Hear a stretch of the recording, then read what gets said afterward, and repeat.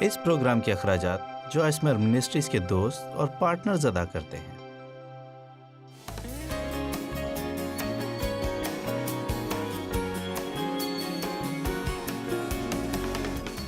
آج رات جو عنوان میں آپ کے لیے لائی ہوں وہ چھوٹی تبدیلیاں جو آپ کی زندگی میں بڑے فرق پیدا کرتی ہیں۔ آئیے ایک چھوٹی بالکل چھوٹی سی چیز کے بارے میں بات کرتے ہیں جو آپ کر سکتے ہیں اور شاید روزانہ کرنا ہو، لیکن یہ ایک چھوٹی سی چیز جو آپ کر سکتے ہیں حقیقی معنوں میں آپ کی زندگی کو بدل کر رکھ دے گی۔ کتنے لوگ جاننا چاہتے ہیں کہ یہ کیا ہے؟ ٹھیک ہے، رویہ۔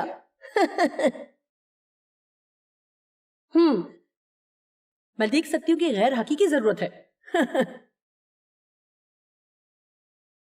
اب ہمارا رویہ ہمارے اندر کی سوچوں کا عکاس ہے۔ یہ ایک ایسی چیز ہے جو ہمارے اندر ہے لیکن ہر ایک اسے دیکھ سکتا ہے۔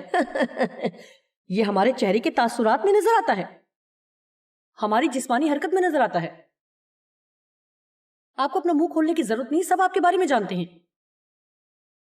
یہ اس بارے میں کیا خیال ہے؟ بے صبری۔ کیا تم اس وقت جتنے ہو اس سے تیز نہیں ہو سکتی؟ یہ وہ طرز زندگی ہے جو ہم اپنانے کا فیصلہ کرتے ہیں، اور وہ انداز جو ہم نے اپنانے کا فیصلہ کیا ہے یہ وہ طریقہ ہے جس سے ہم اپنے حالات کو دیکھنے کا فیصلہ کرتے ہیں۔ یہ ہمارے سوچنے اور رویے پر اثر انداز ہوتا ہے، اور آخر کار ہماری ساری زندگی کے معیار پر بھی آپ کا رویہ آپ کا اپنا ہے، اور کوئی آپ کو برا رویہ اپنانے پر مجبور نہیں کر سکتا اگر آپ خود نہیں چاہتے۔ میں دوبارہ کہوں گی، آپ کا رویہ آپ کا اپنا ہے، اس کا تعلق کسی اور سے نہیں، اور کوئی دوسرا آپ کو برا رویہ اپنانے پر مجبور نہیں کر سکتا اگر آپ خود برا رویہ اپنانا نہیں چاہتے ہیں تو کوئی نہیں۔ آمین۔ آپ میں سے کتنے اس بات پر واقعی یقین رکھتے ہیں؟ ہو سکتا ہے ہم اس کے متعلق اس طرح سے نہ سوچتے ہوں، ہم سمجھتے ہیں، خیر آپ جانتے ہیں کہ میں ایسی ہوں کیونکہ میرے ساتھ یہ تمام مسائل ہیں، لیکن اس طرح کا ہونے سے آپ کے مسائل حل نہیں ہو جائیں گے، آپ کے حالات نہیں بدلیں گے، بلکہ یہ آپ کو اذیت میں مبتلا کر دیتا ہے، اور شاید آپ کے ارد گرد کے لوگوں کو بھی، کوئی بھی ایسے شخص کے ساتھ جس کا رویہ برا ہو زیادہ دیر تک نہیں رہ سکتا۔ ایک شخص ملازمت کے لیے کمپنی میں کام کرنے لگا، اور اس نے اپنے سپروائزر سے پوچھا آپ کا کیا خیال ہے کہ میں یہاں کام کر کے خوش ہوں گا؟ اس نے اس سے پہلی ملازمت کے بارے میں پوچھا۔ اس نے کہا وہ مجھے پسند نہیں تھی، مجھے اپنا باس اور ساتھی پسند نہیں تھے، اور کام سے بھی نفرت تھی، وہ میرے ساتھ اچھا سلوک نہیں کرتے تھے، مجھے وہ جگہ بالکل پسند نہیں تھی۔ خیر تم جانتے ہو شاید یہاں بھی آپ کو ایسا ہی محسوس ہو۔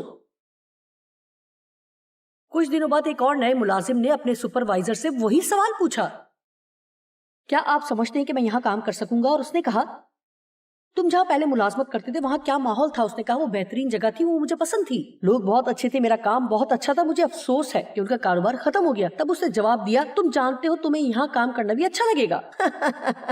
آپ نے دیکھا اس کا تعلق جگہ سے نہیں اس شخص سے تھا، اور آپ جانتے ہیں کہ اگر کسی کا رویہ برا ہو تو وہ ہر ایک چیز میں کوئی نہ کوئی برائی تلاش کر لیتا ہے، جیسے کہ مجھے پرواہ نہیں کہ یہ اتنا اچھا کیوں ہے، پھر بھی انہیں اس میں کوئی برائی نظر آ ہی جائے گی، اور جس کا رویہ اچھا ہوگا انہیں ناخوش کرنا یقینی طور پر بہت ہی مشکل ہوگا۔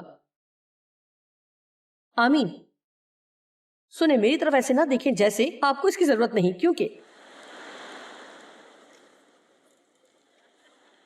ٹھیک ہے۔ ایک اور چھوٹی سی کہانی، دو جڑواں تھے، ایک مثبت اور ایک انتہائی منفی، یعنی انتہائی مثبت اور انتہائی منفی، وہ دونوں ایسے تھے جیسے دو دریا کے دو مخالف کنارے، بالکل مختلف شخصیات۔ ان کی سالگرہ قریب آ رہی تھی، اور ماں ان کے بارے میں کافی فکر مند تھی، لہٰذا وہ ڈاکٹر سے بات کرنا چاہتی تھی اس صورتحال کے بارے میں کہ وہ اس قدر مختلف کیوں ہیں، اس سلسلے میں کیا کچھ کر سکتی ہوں۔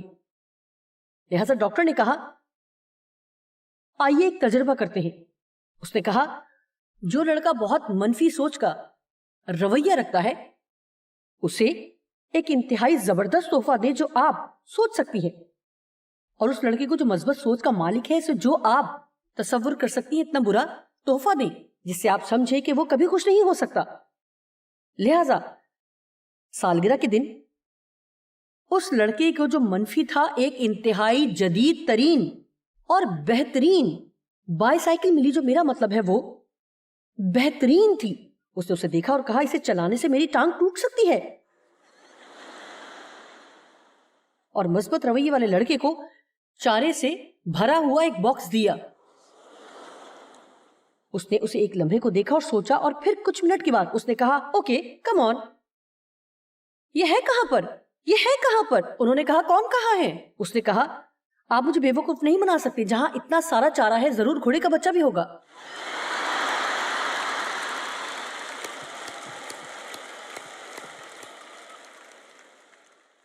اب کچھ لوگ اس دنیا میں دوسروں کے مقابلے میں کہیں بہتر رویے کے ساتھ پیدا ہوتے ہیں. مجھے اس پر بہت محنت کرنا پڑی.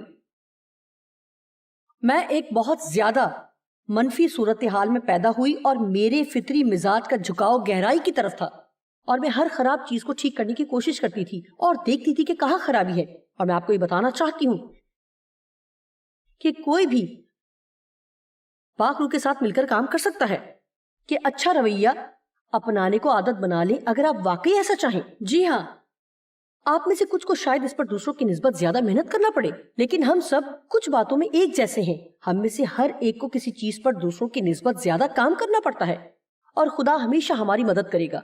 آپ کا رویہ آپ کا اپنا ہے اور کوئی بھی آپ کو برا رویہ اپنانے پر مجبور نہیں کر سکتا اگر آپ نہ چاہیں. افسیوں 4:23 آیت میں لکھا ہے کہ مسلسل، جی ہاں سب مل کر کہیں مسلسل، اور اپنی عقل کی روحانی حالت میں مسلسل نئے بنتے جاؤ، یعنی ایک تازہ ذہنی اور روحانی رویہ پہن لو. لہٰذا اگر آپ کو بہت سی مشکلات کا سامنا ہے، جیسا کہ آپ میں سے بہت ساروں کو ہوگا، تو پھر یہ ایک روزانہ کا فیصلہ ہوگا کہ اگر آپ کی سوچ کا زیادہ رجحان منفی ہے یا پھر آپ اپنی طبیعت میں تھوڑے افسردہ مزاج ہیں، تو پھر آپ کو اپنے لیے روزانہ فیصلہ کرنا ہوگا. لیکن آگے چل کر آپ کو اس کا فائدہ ہوگا کیونکہ چڑچڑا اور تلخ رویہ آپ کو انتہائی اذیت میں مبتلا کر دے گا. اب ہوائی جہاز میں ایک آلہ ہوتا ہے جسے ایٹیٹیوڈ انڈیکیٹر کہا جاتا ہے. الٹیٹیوڈ انڈیکیٹر نہیں بلکہ رویے کی نشاندہی کرنے کا آلہ، اور یہ جہاز کی پوزیشن بتاتا ہے، یعنی افق کے حوالے سے جہازوں کے پروں کی پوزیشن افق کے توازن کو ظاہر کرتا ہے یا اوسط کو ظاہر کرتا ہے. لہٰذا اگر آپ درست پوزیشن میں ہیں تو آپ متوازن پوزیشن میں ہوں گے. اور جب جہاز اونچائی پکڑ رہا ہوتا ہے تو کہا جاتا ہے نوز ہائی ایٹیٹیوڈ، اس کا ناک اونچا والا رویہ ہے. اور اگر جہاز اتر رہا ہے تو کہا جاتا ہے نوز ڈاؤن ایٹیٹیوڈ، ناک نیچے والا رویہ ہے. جب ہمارا رویہ اونچا ہو تو ہم اوسط سے بڑھ کر زندگی گزارتے ہیں، اور اگر نچلے درجے کا ہو تو اوسط سے تھوڑی سی نیچی زندگی بسر کرتے ہیں. اس رویے کو بدلنے کے لیے پائلٹ کو ایک معمولی سی تبدیلی کرنا پڑتی ہے. اور آپ جانتے ہیں کہ میں نے کیا سیکھا ہے کہ زیادہ تر زندگی باقاعدگی سے ایسی ہی چھوٹی تبدیلیاں اور مطابقتیں پیدا کرنے کا نام ہے. میری زندگی غیر متوازن ہو سکتی ہے، ہو سکتا ہے کہ میں بہت زیادہ محنت کر رہی ہوں اور کافی آرام نہیں کر رہی، تو میں تھوڑی سی تبدیلی کر کے فرق پیدا کر سکتی ہوں. یہ شاید میں نے سستی کرنا شروع کر دی ہے اور بہت دیر تک بیٹھی رہتی ہوں، مجھے اٹھنے اور زیادہ کام کرنے کی ضرورت ہے، تو میں تھوڑی سی تبدیلی پیدا کر کے اسے وقوع میں لا سکتی ہوں. میری طرف دیکھیں، میں کچھ اہم کہنے جا رہی ہوں. میرا خیال ہے میں جو کچھ بھی کہتی ہوں اہم ہی ہوتا ہے. کوئی دوسرا آ کر کبھی بھی آپ کی مشکلات کو حل نہیں کرے گا. ان 3 لوگوں کا شکریہ جو مجھ سے متفق ہے. بائبل ہمیں بتاتی ہے ایسے حالات میں ہمیں کیا کرنا چاہیے، اور پاک روح ہمیں طاقت اور صلاحیت بخشتا ہے کہ اس پر عمل کریں. اور میں آپ کو بتاتی ہوں کہ آپ میں سے کچھ لوگ سمجھتے ہوں گے کہ دنیا میں سب سے بڑی مشکلات آپ ہی کے حصے میں آئی ہیں، اور شاید یہ سچ بھی ہو. لیکن میں آپ کو بتاتی ہوں کہ کس طرح تبدیلی کر کے، تھوڑی سی تبدیلی کر کے چھوٹی چھوٹی مطابقتیں جو پیدا کی جاتی ہیں وہ آپ کی زندگی میں ناقابل یقین فرق پیدا کر سکتی ہیں. میں سوچتی ہوں کہ ہم اپنی مشکلات کے بڑے اور گہرے جواب تلاش کرتے ہیں، اور بعض اوقات مجھے نہیں معلوم لیکن شاید آپ ہر وقت تلخی محسوس کرتے ہوں اور آپ کو صرف زیادہ پانی پینے کی ضرورت ہے. میرا مطلب یہ بات سچ ہے کہ بعض اوقات لوگ صرف اس لیے شدید برا محسوس کرتے ہیں کیونکہ ان کے جسم میں پانی کی کمی ہوتی ہے اور وہ یہ نہیں جانتے. اور بہت دفعہ یہ سادہ چھوٹی باتیں ہوتی ہیں جو آپ کر سکتے ہیں، ایک سادہ سی تبدیلی جو آپ لا سکتے ہیں. اور اگر ہم واقعی پاکوں کی آواز سنیں تو وہ ہمیں وہ سادہ باتیں دکھائے گا جو ہماری زندگی میں تبدیل ہونے والی ہیں. اب میں آپ سے بات کرنے لگی ہوں. آئیے سب سے پہلے جو میں بات آپ کو بتانے والی ہوں کہ جان میکسویل کہتے ہیں حالات آپ کو وہ نہیں بناتے جو آپ ہیں، وہ تو صرف ظاہر کرتے ہیں کہ آپ کیا ہیں. آمین. وہ آپ کو وہ نہیں بتاتے جو آپ ہیں، وہ تو صرف ظاہر کرتے ہیں کہ آپ کیا ہیں. اور پھر دوسری بات یہ ہے کہ اذیت ایک انتخاب ہے. آپ کا اذیت میں مبتلا ہونا ضروری نہیں اگر آپ نہ چاہیں، اور یہ ایک ایسی بات ہے جس پر میں لکھنا چاہوں گی. اور یاد رکھیں جب آپ گھر جائیں تو جب بھی آپ تکلیف میں سے گزریں آپ کہہ سکتے کہ میں اس کا انتخاب کرتی ہوں. آپ کو یہ پسند نہیں آیا ہے نا؟ ٹھیک ہے، بہرحال اسے لکھ لیں، ہو سکتا ہے کہ یہ آپ کو کل زیادہ پسند آئے.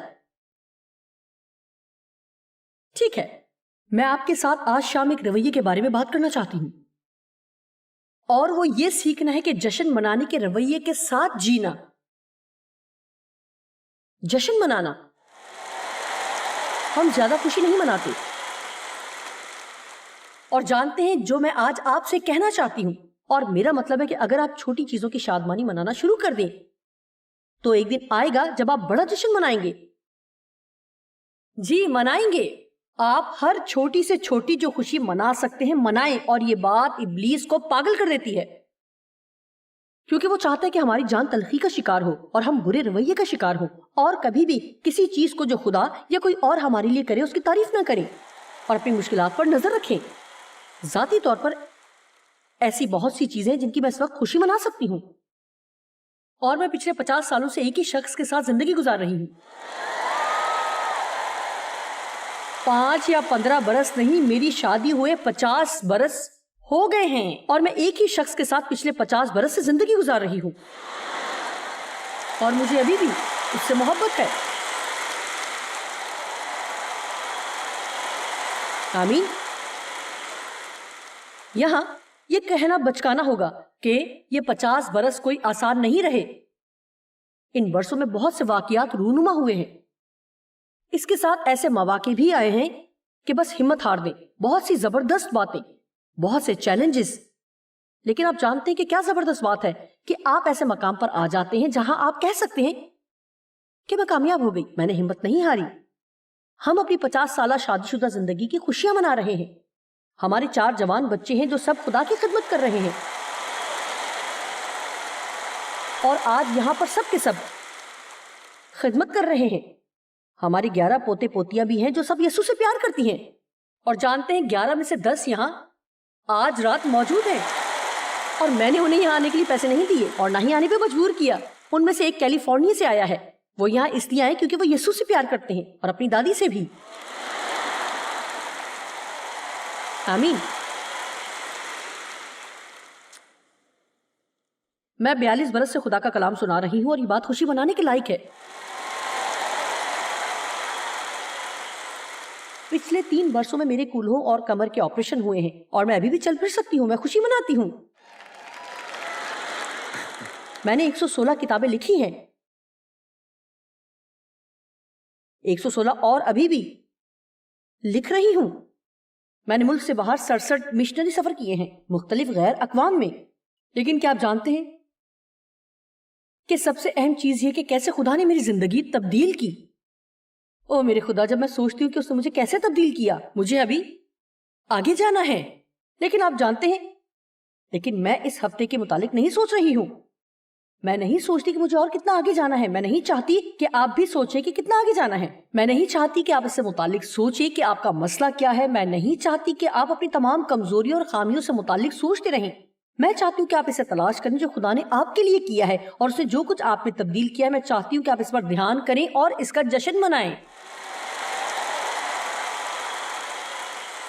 اور میں چاہتی ہوں کہ آپ میری بات سنیں، اور میں آپ کو بتاتی ہوں کہ جشن منانا کیا نہیں ہے. یہ خوشی سے جھومنا نہیں، اور کوئی بڑی پارٹی کرنا نہیں. یہ دیکھنا نہیں کہ ہم کتنا اونچا چلا سکتے ہیں، اس کا ایک مقصد ہے، اور میں آپ کو بتاؤں گی کہ کیوں۔ اور میرا ایمان ہے کہ یہ بات مجھے خداوند نے بتائی ہے۔ جشن منانے میں ایک قوت ہے، اور یہ منا کے ہم قوت حاصل کرتے ہیں۔ خداوند کی شادمانی ہماری قوت ہے۔ ابلیس کو آپ کی چیزوں کی ضرورت نہیں، وہ آپ کی خوشی چھیننا چاہتا ہے۔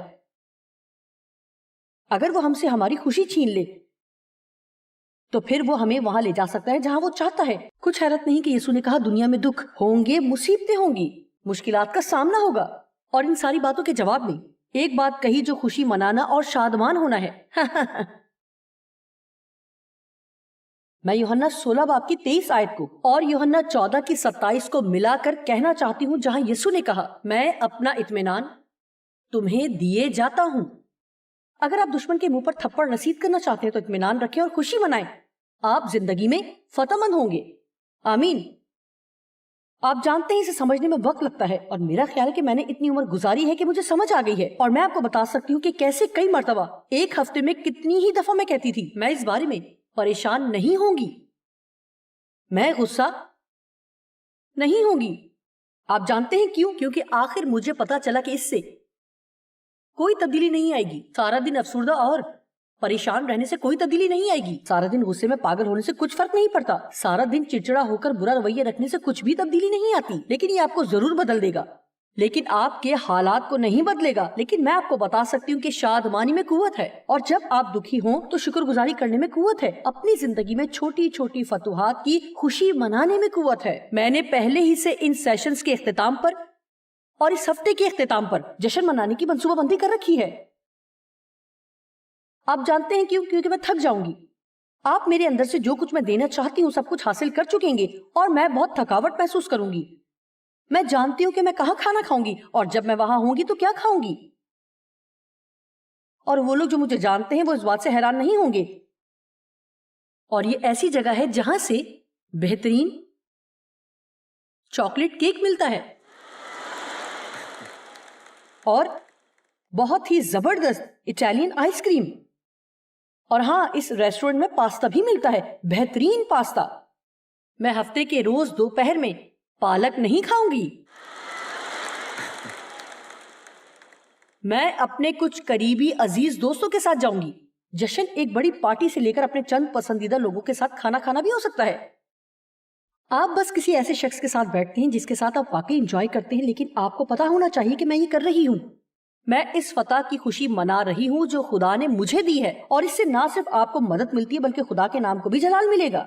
آپ جانتے ہیں کہ ہمارے بڑے مسائل میں سے ایک یہ بھی ہے کہ ہم خدا سے مسلسل چیزیں مانگتے رہتے ہیں اور خوشی کا اظہار نہیں کرتے، اور نہ ہی ان چیزوں کے لیے شکر گزار ہوتے ہیں جو اس نے پہلے ہی سے ہمارے لیے کر دی ہیں۔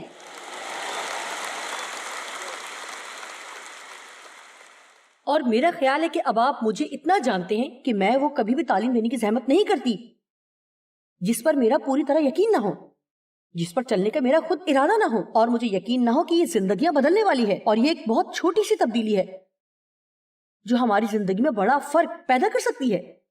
آج کل ہم خوشی منانے کے لیے وقت نہیں نکالتے ہیں۔ آپ لوگوں کو کہتے سنتے ہیں آپ اپنی سالگرہ کیسے منائیں گے؟ کچھ نہیں، میں ایک اور سال بوڑھی ہو جاؤں گی، کوئی ایسی بڑی بات نہیں۔ کیا میں آپ سے ایک سوال کر سکتی ہوں؟ اگر ہم پہلی سالگرہ پر ایک بڑی پارٹی دے سکتے ہیں